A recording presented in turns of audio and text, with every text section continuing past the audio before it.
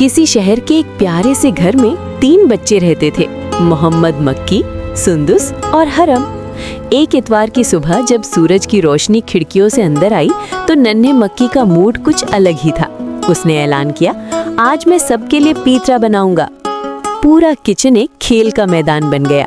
मक्की ने अपने छोटे छोटे हाथों में आटा लिया और उसे गूंदना शुरू कर दिया।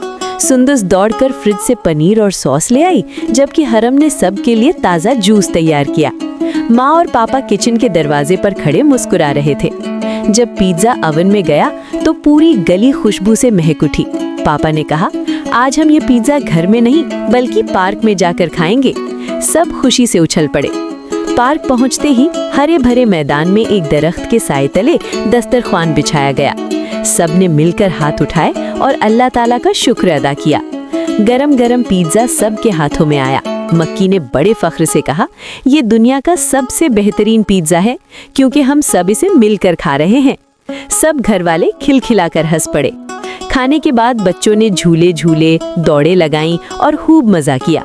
शाम ढले जब सब घर वापस आए तो मक्की, सुंदुस और हरम की आंखों में खुशी की चमक थी। ये दिन यादगार था। पिज्जा एक बहाना, असल मजा खानदान के साथ वक्त गुजारने और रब का शुक्र अदा करने में था।